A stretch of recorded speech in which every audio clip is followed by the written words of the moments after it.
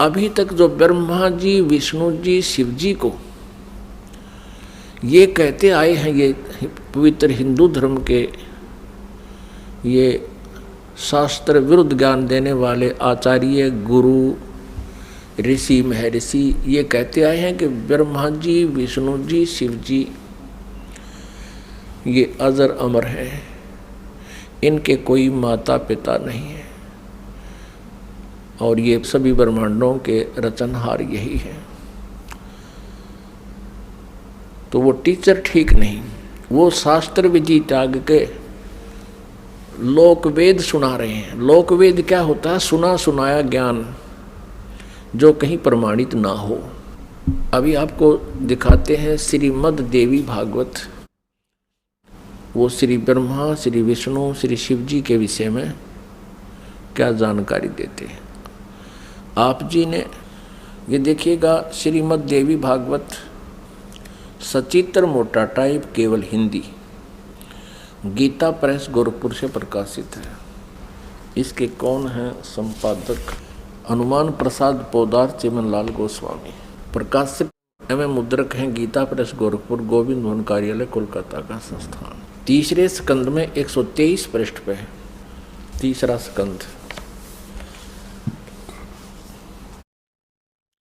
भगवान विष्णु जी अपनी माता दुर्गा की स्तुति कर रहे हैं। क्या कह रहे हैं? तुम शुद्ध स्वरूपा हो, यह सारा संसार तुम ही से उद्भासित हो रहा है।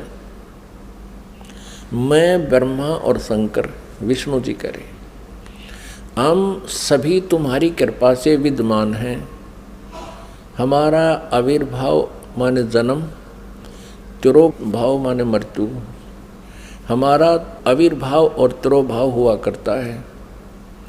केवल तुम ही नित्य हो, जगत जननी हो, प्रकृति और सनातनी देवी हो। ये प्रकृति शब्द याद रखना। दुर्गा को प्रकृति भी कहते हैं। आपके गीता जी में काम आओगा 14वें अध्याय के 3, 4, 5 श्लोकों में, क्योंकि ये कोड वर्ड है गीता जी। प्रकृति दुर्गा जी को कहते हैं। इससे स्पष्ट हो गया कि ब्रह्मा, विष्णु, महेश का जन्म और मृत्यु होता है। भगवान शंकर बोले, देवी यदि महाभाग विष्णु तुम ही से प्रकट हुए हैं तो उनके बाद उत्पन्न होने वाले ब्रह्मा भी तुम्हारे बालक हुए। फिर मैं तमोगुणी लीला करने वाला शंकर क्या तुम्हारी संतान नहीं हुआ? अर्थात मुझे भी उत्पन्न करने वाली तुम ही हो। शिवे, संपूर्ण संसार की सृष्टि करने में तुम बड़ी चतुर हो।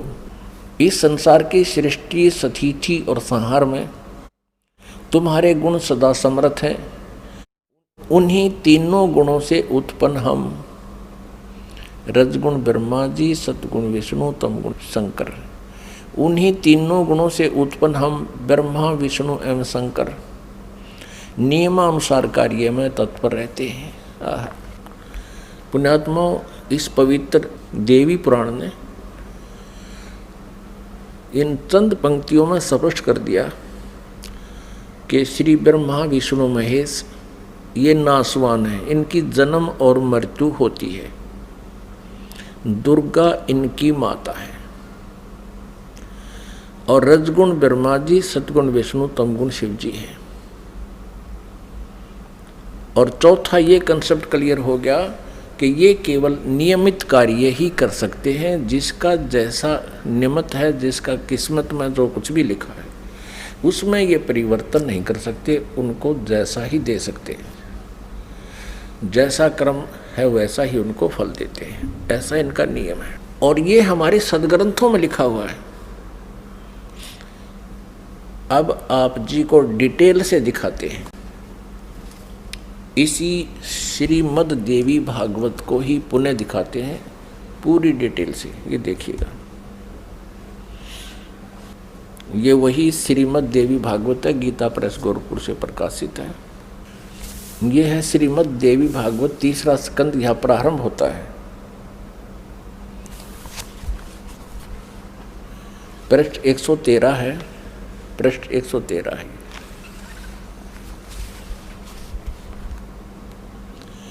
जन्मेजय ने पूछा, भगवान आपने अम्बा यज्ञ अर्थात परम पवित्र नवरात्र व्रत के करके उसके द्वारा देवी के आराधन करने की आज्ञा दी है, अतः वे कौन देवी हैं, कैसे और कब प्रकट हुई, उनके पधारने का क्या उद्देश्य था है तथा वे किन गुणों से विभूषित हैं। अम्बा यज्ञ किस प्रकार होता है, आगे आगे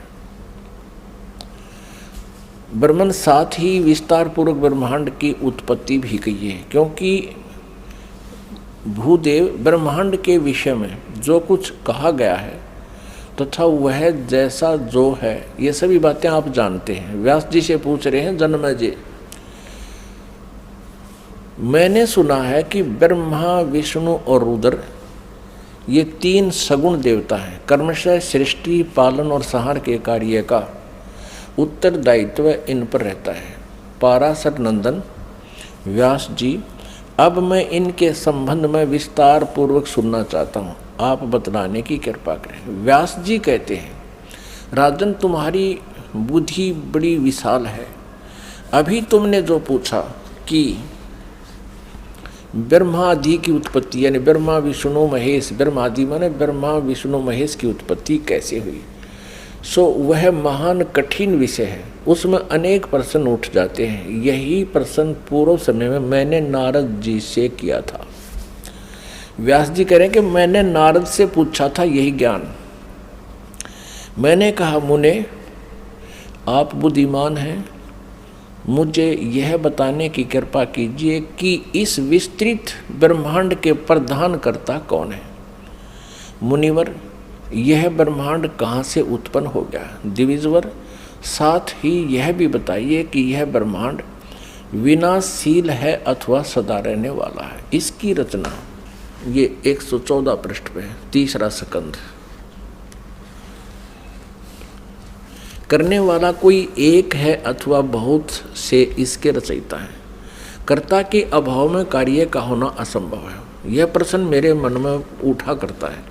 कुछ लोग भगवान शंकर को परम कारण मानकर जगत का रचयिता बतलाते हैं। वे कहते हैं कि देवादिदेव भगवान शंकर अविनाशी पुरुष हैं, उनका कभी जन्म और मरण नहीं होता, वे आत्मा मर्मण करने वाले हैं, देवताओं पर भी उनका शासन बना रहता है। दूसरे कई लोग भगवान विष्णु की प्रशंसा किया करते हैं। वे शक्तिशाली पुरुष, अव्यक्त, अखिल ऐश्वर्य के संपन्न परब्रह्म परमात्मा है। कुछ दूसरे लोग ब्रह्मा जी को सृष्टि का प्रधान कारण बताते हैं। कितने ही आचार्य भवानी को संपूर्ण मनोरथ पूर्ण करने वाली बतलाते हैं। वे आदिमाया महाशक्ति एवं परम पुरुष के साथ रहकर कार्य संपादन करने वाली प्रकृति है। ब्रह्म के साथ उनका अभेद संबंध है। ब्रह्म ये काल है, क्षर पुरुष, और अभेद संबंध यानी पति पत्नी का संबंध है। वे सृष्टि सतिथि और संहार कार्य में संलग्न रहती हैं। संपूर्ण प्राणियों एवं देवताओं की भी वे जननी है, उनका कभी जन्म मरण नहीं होता। वैष्णवी, सांभवी, ब्राह्मी, वासवी, वारुणी, वाराही, नारसिंही और तथा अद्भुत महालक्ष्मी नाम से विख्यात है। 115 पृष्ठ पे। कितने श्रेष्ठ मुनि कहते हैं कि जो निरंजन, निराकार, निर्लेप, निर्गुण, अरूप एवं व्यापक ब्रह्म है, उन्हीं से जगत की सृष्टि हुई है।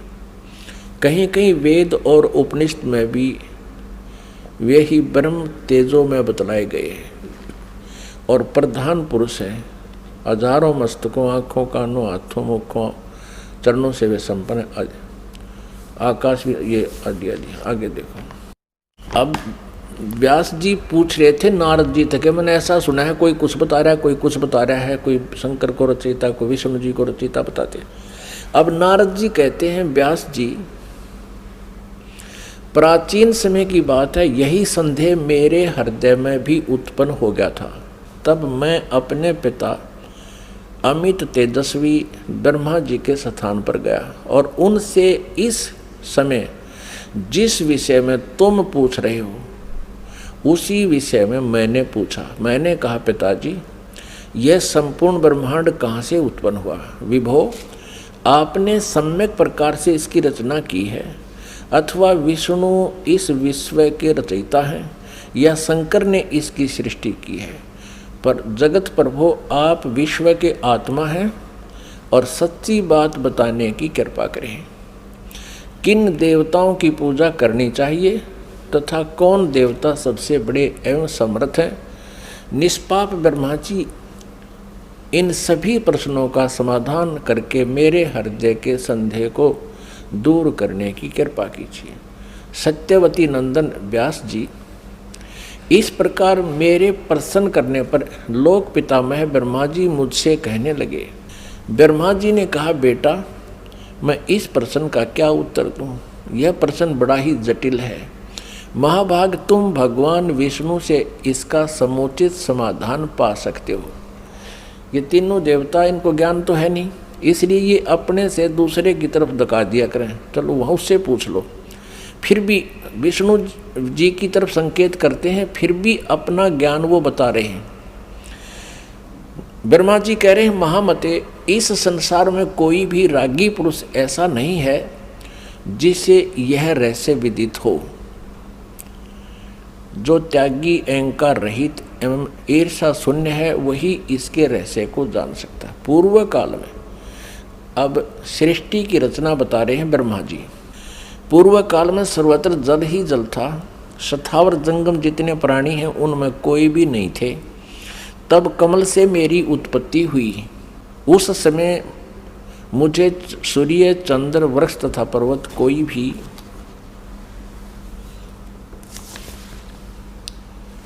116 पृष्ठ में 3रा स्कंध देवी भागवत का दिखाई नहीं पड़े। मैं कमल की कणिका पर बैठकर विचार करने लगा, इस अगाध जल में मैं कैसे उत्पन्न हो गया, कौन मेरा रक्षक है तथा इस प्रलय काल में सृष्टि एवं संहार करने वाले कौन विशिष्ट पुरुष हैं।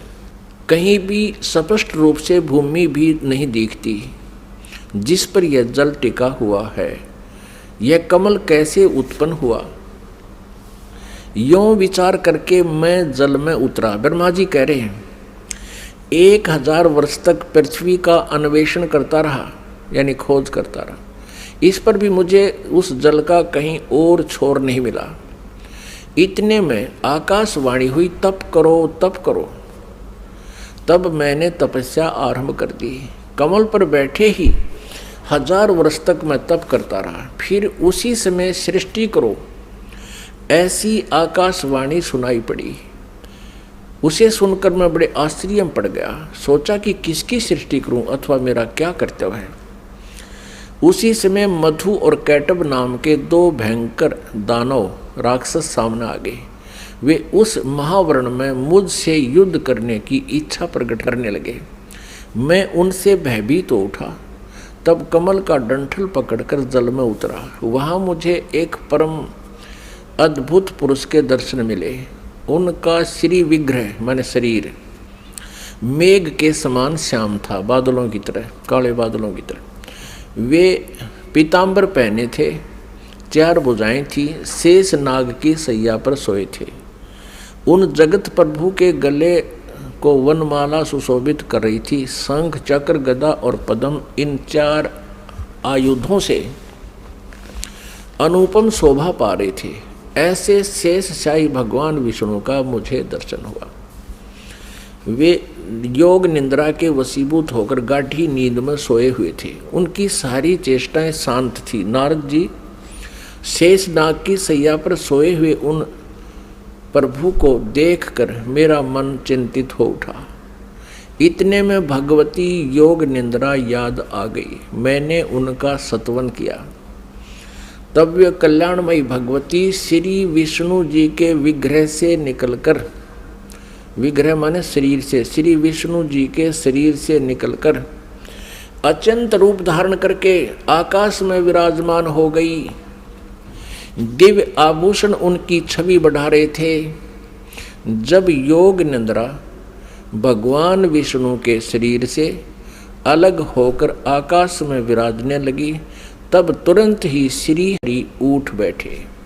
अपने आत्माओं, जैसा आज आपको सृष्टि रचना में पहले बताया था, वर्बली दास ने बताया था, जो परमात्मा ने हमें बता रखा था, कबीर साहब ने ये कहा था कि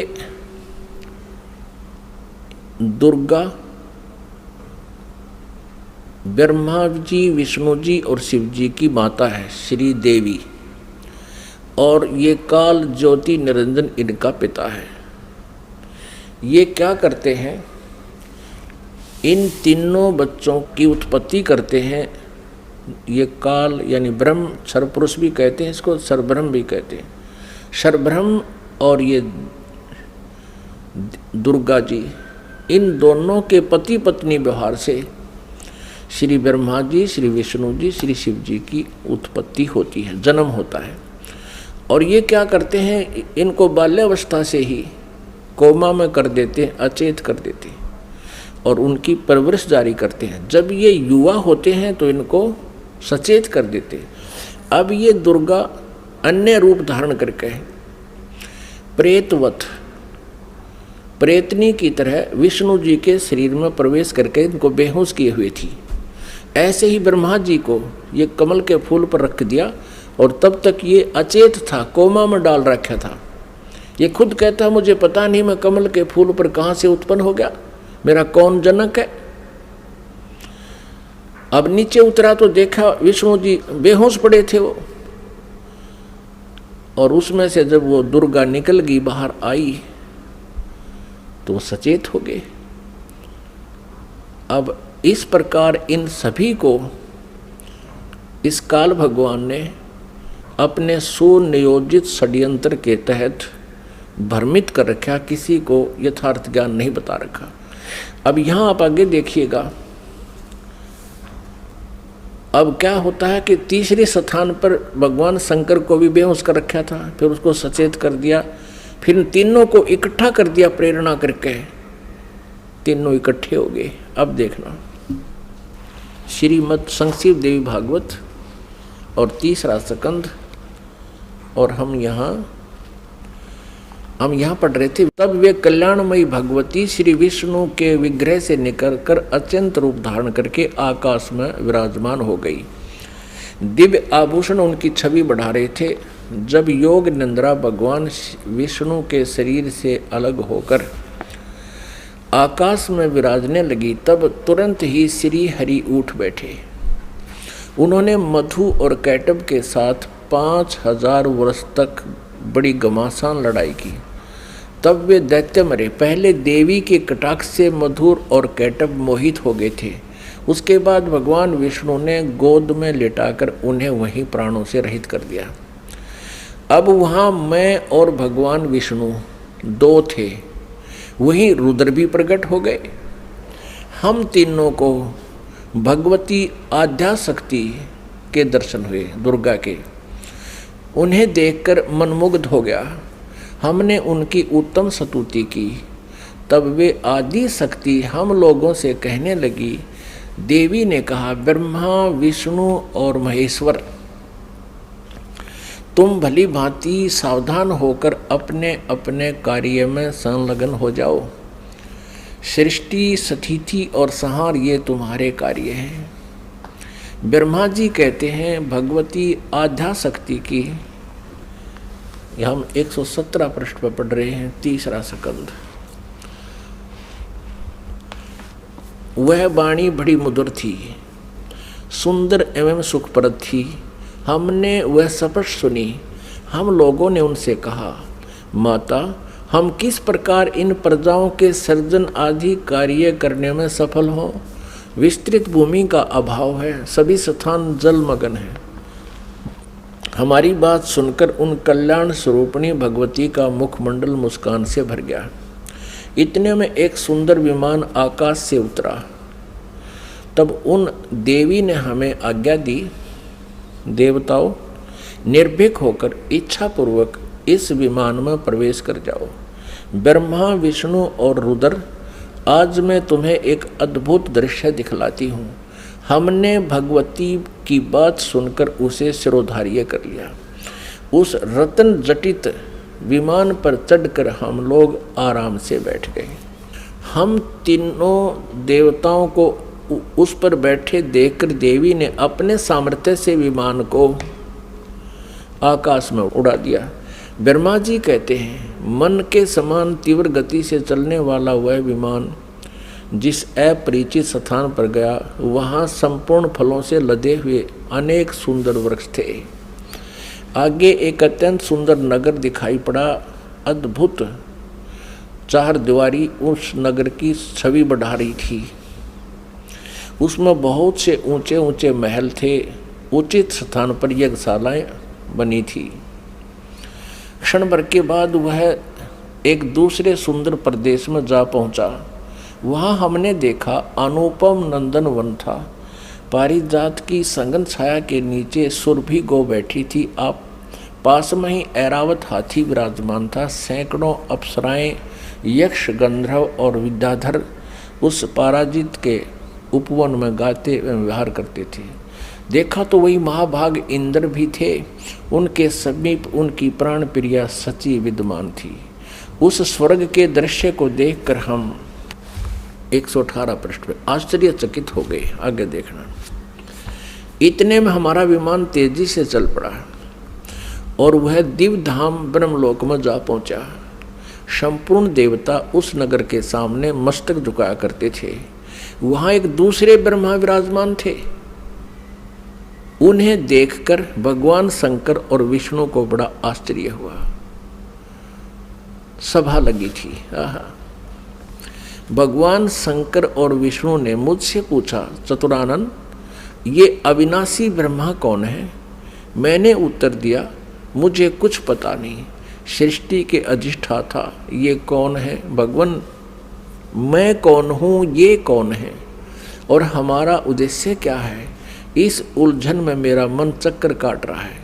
इतने में मन के समान तीव्रगामी वह विमान तुरंत वहाँ से चल पड़ा और कैलाश के सुर में शिखर पर जा पहुँचा। आगे देखा।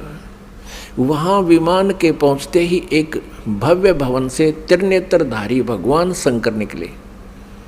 वे नंदी वृषभ पर बैठे थे। उनके 5 मुख थे,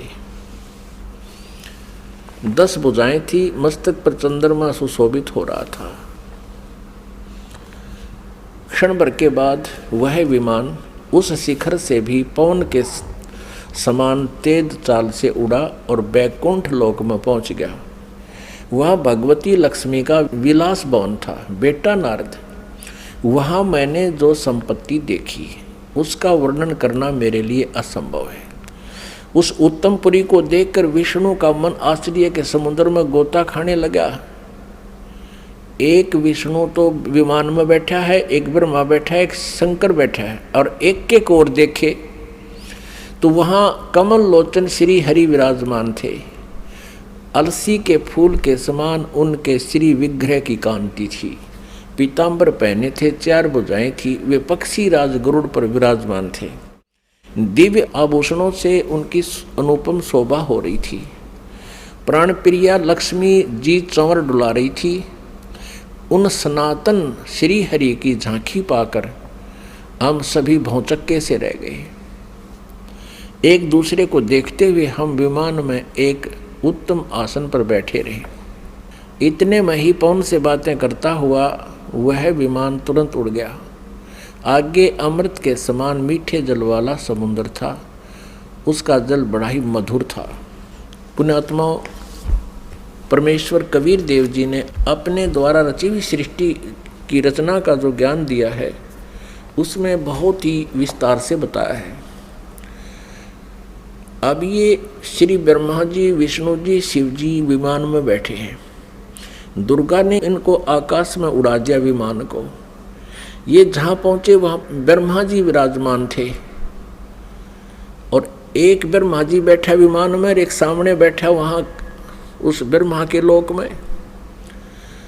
और फिर वहाँ देखा तो ब्रह्मा जी के विष्णु और शिव जी पूछते हैं कि ये दूसरा ब्रह्मा कौन है। ब्रह्मा जी, विमान वाले ब्रह्मा जी कहते मुझे नहीं मालूम ये कौन है, हम कौन है, कहाँ से उत्पन्न हो गए, हमारा क्या उद्देश्य है।